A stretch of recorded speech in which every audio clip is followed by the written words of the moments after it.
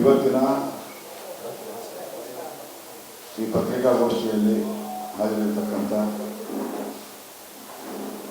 ನನ್ನೆಲ್ಲ ಮಾಧ್ಯಮದ ಸ್ನೇಹಿತರಿಗೆ ಆತ್ಮೀಯರಿಗೆ ಹೃತ್ಪೂರ್ವಕವಾದಂಥ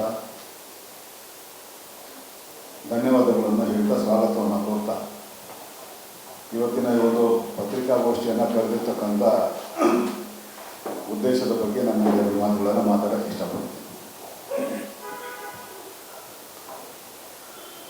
ನಮ್ಮ ದೇಶದಲ್ಲಿ ಬೇರೆಲ್ಲದಕ್ಕಿಂತ ಹೆಚ್ಚಾಗಿ ಕಾಡ್ತಾ ಇರ್ತಕ್ಕಂಥ ಜ್ವಲಂತ ಸಮಸ್ಯೆ ಅಂತಂದರೆ ಅದರಲ್ಲಿ ಮೊದಲನೇ ಸ್ಥಾನದಲ್ಲಿ ನಿರುದ್ಯೋಗ ಅನ್ನೋದು ನಮಗೆಲ್ಲ ಗೊತ್ತಿರುವಂಥ ವಿಷಯ. ಸಮಾಜದಲ್ಲಿ ಬೇರೆ ಬೇರೆ ಪ್ರಾಕಾರಗಳಲ್ಲಿ ನಮ್ಮದೇ ಆದಂಥ ಹೆಸರುಗಳನ್ನು ಮಾಧ್ಯಮಗಳ ಮೂಲಕ ನಾವು ಮಾಡಿರುವಂಥ ಸಂದರ್ಭದಲ್ಲಿ ನಮ್ಮ ಸುತ್ತಮುತ್ತಲ ಪ್ರದೇಶಗಳಲ್ಲಿರ್ತಕ್ಕಂಥ ಒಂದಷ್ಟು ನಿರುದ್ಯೋಗಿಗಳಿಗೆ ಉದ್ಯೋಗಾವಕಾಶವನ್ನು ದೊರಕಿಸ್ಕೊಡ್ಬೇಕು ಅನ್ನೋ ಒಂದು ಸದುದ್ದೇಶ ಇಟ್ಕೊಂಡು ನಮ್ಮ ಪೂರ್ವಿಕರ ಹೆಸರಲ್ಲಿ MLR ಫ್ಯಾಮಿಲಿ ಅಂತ ನಾವು ಒಂದು ಮಾಡ್ಕೊಂಡಿದ್ದೀವಿ. ನಮ್ಮ ತಾಯಿಯ ಕುಟುಂಬದವರು ಆ MLR ಫ್ಯಾಮಿಲಿಯ ಆಶ್ರಯದಲ್ಲಿ ಯಾವುದೇ ರಾಜಕಾರಣಕ್ಕೂ ಇಲ್ಲಿ ಅವಕಾಶ ಮಾಡಿಕೊಡದೆ, ಯಾಕೆಂದರೆ ನಾನೊಬ್ಬ ರಾಜಕಾರಣಿ ಮತ್ತು ಸಾಮಾಜಿಕ ಹೋರಾಟಗಾರನಾಗಿರೋದು ಅದನ್ನು ಹೊರತುಪಡಿಸಿ ಆಗಸ್ಟ್ 17ನೇ ತಾರೀಕು ಶನಿವಾರದಂದು ಬೆಳಗಿನ ಜಾವ 9 ಗಂಟೆಯಿಂದ ಸಂಜೆ 5 ಗಂಟೆ ತನಕ ಪದ್ಮನಾಭನಗರದ ದೇವೇಗೌಡ ಪೆಟ್ರೋಲ್ ಬಂಕು ಅಥವಾ DG ಹಾಸ್ಪಿಟಲ್ ಹಿಂಭಾಗದಲ್ಲಿರ್ತಕ್ಕಂಥ ಕಾರ್ಮಲ್ ಶಾಲೆಯ ಸಭಾಂಗಣ ಮತ್ತು ಪಕ್ಕದಲ್ಲಿರ್ತಕ್ಕಂಥ ಪುಟ್ಲಿಂಗಯ್ಯ ಮೈದಾನದಲ್ಲಿ ರಾಜ್ಯದ ಇತಿಹಾಸದಲ್ಲಿ ಒಂದು ಬೃಹತ್ತಾದಂಥ ಒಂದು ಉದ್ಯೋಗ ಮೇಳವನ್ನು ಆಯೋಜನೆ ಮಾಡಿದ್ದೀವಿ. ಈ ಒಂದು ಬೃಹತ್ ಉದ್ಯೋಗ ಮೇಳದ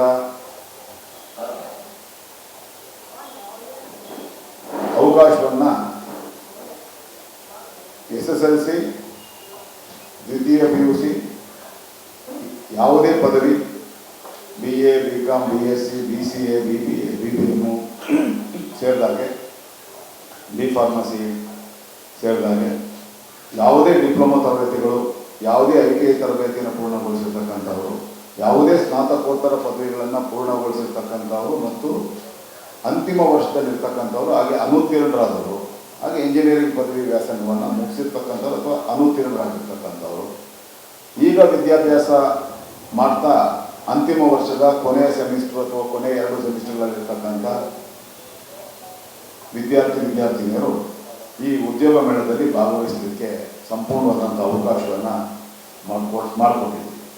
ಯಾವುದೇ ಪ್ರವೇಶ ಶುಲ್ಕ ಅನ್ನೋದೆಲ್ಲ ಇರೋದಿಲ್ಲ. ಅಲ್ಲಿ ಉಚಿತವಾಗಿ ಅವತ್ತಿನ ದಿವಸ ಸುಮಾರು 150ಕ್ಕೂ ಹೆಚ್ಚು ಕಾರ್ಪೊರೇಟ್ ಕಂಪನಿಗಳು ಮತ್ತು ಮಲ್ಟಿನ್ಯಾಷನಲ್ ಕಂಪನಿಗಳು, ಬಹುರಾಷ್ಟ್ರೀಯ ಕಂಪನಿಗಳು ಈ ಒಂದು ಉದ್ಯೋಗ ಮೇಳದಲ್ಲಿ ಭಾಗವಹಿಸ್ತಾ ಇದ್ದು, ಈ ಎಲ್ಲ ಸಂಸ್ಥೆಗಳ ಮುಖ್ಯಸ್ಥರು ಬೆಳಗ್ಗೆದ ಸಂಜೆ ತನಕ ಖುದ್ದಾಗಿ ಇಲ್ಲಿ ಹಾಜರಾಗಿರ್ತಾರೆ. ಆ ಮುಖೇನ 3,000 ಮಂದಿಗೆ ಸ್ಥಳದಲ್ಲೇ ಅವರಿಗೆ ನೇಮಕಾತಿ ಆದೇಶವನ್ನು, ಅಪಾಯಿಂಟ್ಮೆಂಟ್ ಆರ್ಡರನ್ನು ಕೊಡುವಂಥ ಒಂದು ಒಳ್ಳೆಯ ಯೋಜನೆಯನ್ನು ನಾವು ಹಮ್ಮಿಕೊಂಡಿರ್ತಕ್ಕಂಥ ಈ ಒಂದು ಬೃಹತ್ ಉದ್ಯೋಗ ಮೇಳವನ್ನು ಶ್ರೀಮತಿ ಸುಧಾಮೂರ್ತಿಯವರು ಮತ್ತು ಶ್ರೀಮತಿ ಅಶ್ವಿನಿ ಪುನೀತ್ ರಾಜ್ಕುಮಾರ್ ಅವರು ಈ ಕಾರ್ಯಕ್ರಮದ ಉದ್ಘಾಟನೆಯನ್ನು ನೆರವೇರಿಸ್ಕೊಡ್ತಾ ಇದ್ದಾರೆ. ಸುಧಾಮೂರ್ತಿಯವರು ಅವತ್ತು ಬೇರೆ ಕಾರ್ಯಕ್ರಮ ಕೂಡ ಬೇರೆ ರಾಜ್ಯದಲ್ಲಿ, ಉತ್ತರ ಪ್ರದೇಶದಲ್ಲಿ ಒಂದು ಕಾರ್ಯಕ್ರಮ ನಿಗದಿಯಾಗಿರೋದ್ರಿಂದ ಅವರು ಸ್ವಲ್ಪ ಮುಂಚಿತವಾಗಿ ಬಂದು ಅಪೇಕ್ಷಿತರನ್ನು ಉದ್ದೇಶಿಸಿ ಮಾತಾಡಿ ಉದ್ಘಾಟನೆ ಮಾಡಿ ಹೋಗ್ತಾರೆ. ಅಶ್ವಿನಿ ಪುನೀತ್ ರಾಜ್ಕುಮಾರ್ ನಮ್ಮ ಜೊತೆ ಸುಮಾರು 1-1.5 ಗಂಟೆಗಳ ಕಾಲ ಅಲ್ಲಿರ್ತಾರೆ. ಇದರ ಜೊತೆಗೆ ಅಂಗವೈಕಲ್ಯದಿಂದ ನಳ್ತಾ ಇರುವಂಥವರು, 2 ಕಣ್ಣು ಕಾಣಿಸದೇ ಇರುವಂಥ ಅಥವಾ ಕಾಲು ಕೈ ಊನ ಆಗಿರ್ತಕ್ಕಂಥವರು, ಇಂಥವ್ರಿಗೂ ಕೂಡ ಇಲ್ಲಿ ಉದ್ಯೋಗ ಅವಕಾಶಗಳನ್ನು ಹೇರಳವಾಗಿ ಮಾಡಿಕೊಡುವಂಥ ಒಂದು ಉದ್ದೇಶ ಇಟ್ಕೊಂಡು ಈ ಒಂದು ಉದ್ಯೋಗ ಮೇಳವನ್ನು ಆಯೋಜನೆ ಮಾಡಿರ್ತಕ್ಕಂಥದ್ದು. ಅದರ ಜೊತೆಗೆ ಸ್ಟಾರ್ಟಪ್ಗಳನ್ನು ಪ್ರಾರಂಭ ಮಾಡಲಿಕ್ಕೆ ಒಂದು ಊದುಬತ್ತಿ ಉದ್ಯೋಗದಿಂದ ಹಿಡಿದು ಹಪ್ಪಳ, ಸಂಡಿಗೆ, ಉಪ್ಪಿನಕಾಯಿ ಮಾಡೋರಿಂದ ಹಿಡಿದು ರೊಟ್ಟಿಗಳನ್ನು ಮಾಡಿ ಮಾರಾಟ ಮಾಡೋರಿಂದ ಹಿಡಿದು ಬೋಟಿಕ್ಗಳು ನಡೆಸುವಂಥವರು, ಬ್ಯೂಟಿ ಪಾರ್ಲರ್ ನಡೆಸುವಂಥವರು, ಈ ರೀತಿಯ ಸ್ವಯಂ ಉದ್ಯೋಗವನ್ನು ಮಾಡ್ಕೊಳ್ಬೇಕಂತ ಇರ್ತಕ್ಕಂಥವರು ಕೂಡ ಅವರಿಗೆ ಹಣಕಾಸು ಸಂಸ್ಥೆಗಳನ್ನು ಸುಮಾರು 10ಕ್ಕೂ ಹೆಚ್ಚು ಹಣಕಾಸು ಸಂಸ್ಥೆಗಳು ಸ್ಥಳದಲ್ಲೇ ಇದ್ದು ಯಾರ್ಯಾರು ಅವರ ಮಾಡುವಂಥ ಸ್ವಯಂ ಉದ್ಯೋಗಕ್ಕೆ ಸಂಬಂಧಪಟ್ಟ ಪ್ರಾಜೆಕ್ಟ್ ರಿಪೋರ್ಟನ್ನು ಯೋಜನಾ ವರದಿಯನ್ನು ಸಂಪೂರ್ಣವಾಗಿ ಪೂರ್ಣ ಪ್ರಮಾಣದಲ್ಲಿ ತಗೊಂಡ್ಬರ್ತಾರೆ. ಅವ್ರಿಗೂ ಕೂಡ ಸ್ಥಳದಲ್ಲೇ 50,000ದಿಂದ 50 ಲಕ್ಷ ರೂಪಾಯಿವರೆಗಿನ ಸಾಲ ಸೌಲಭ್ಯವನ್ನು ಒದಗಿಸ್ಕೊಡೋದು ಕೂಡ ಹಣಕಾಸು ಸಂಸ್ಥೆಗಳು ಮುಂದೆ ಬಂದಿದೆ.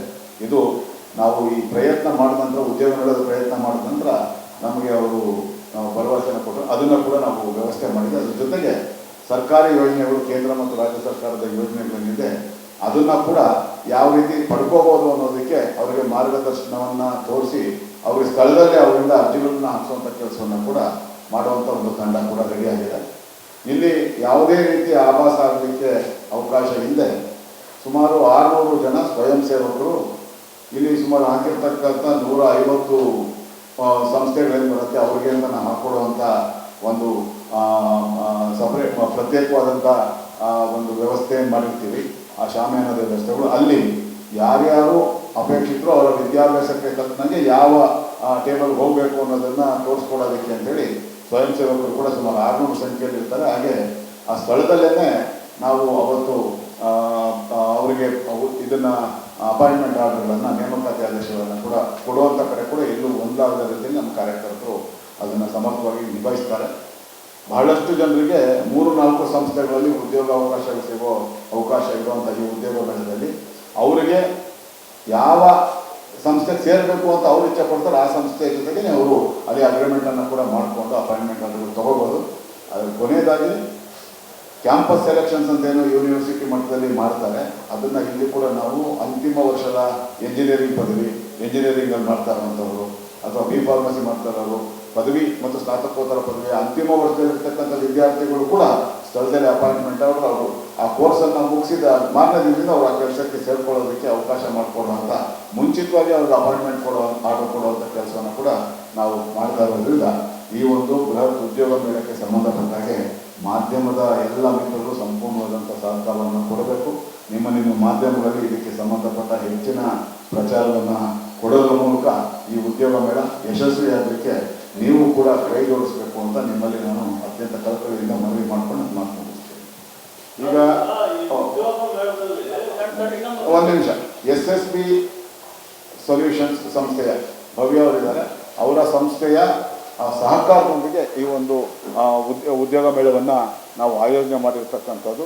ಅವರ ಒಂದು ಕಳೆದ 1.5 ತಿಂಗಳಿಂದ ನಿರಂತರವಾಗಿ ಅವರು ತಮ್ಮ ಎಲ್ಲ ಪ್ರಯತ್ನವನ್ನು ಸಂಪೂರ್ಣವಾಗಿ ಹಾಕಿ ಬಹುತೇಕ 150ಕ್ಕೂ ಹೆಚ್ಚು ಕಂಪನಿಗಳನ್ನು ಈಗಾಗಲೇ ಸಂಪರ್ಕ ಮಾಡಿ ಅವರಿಂದೆಲ್ಲ ಒಪ್ಪಿಗೆಯನ್ನು ಪಡೆದು ಎಲ್ಲ ಸಂಸ್ಥೆಗಳ ಮುಖ್ಯಸ್ಥರು ಈ ಉದ್ಯೋಗ ಮೇಳದಲ್ಲಿ ಹಾಜರಿರುವಂಗೆ ಅವರು ಈಗಾಗಲೇ ನೋಡ್ಕೊಳ್ತಾ ಇದ್ದಾರೆ. ಹಾಗಾಗಿ ಅವ್ರಿಗೂ ಕೂಡ ಮಾಧ್ಯಮದ ಎಲ್ಲರ ಪರವಾಗಿ ಅವ್ರಿಗೂ ಕೂಡ ನಮ್ಮ MLR ಫ್ಯಾಮಿಲಿಯ ಮತ್ತು ವೈಯಕ್ತಿಕವಾಗಿ NR ರಮೇಶ್ವರಿಂದ ಹೃತ್ಪೂರ್ವಕವಾದಂಥ ಧನ್ಯವಾದಗಳು ನಾವು ಹೇಳಕ್ಕೆ ಇಷ್ಟಪಡ್ತೀವಿ.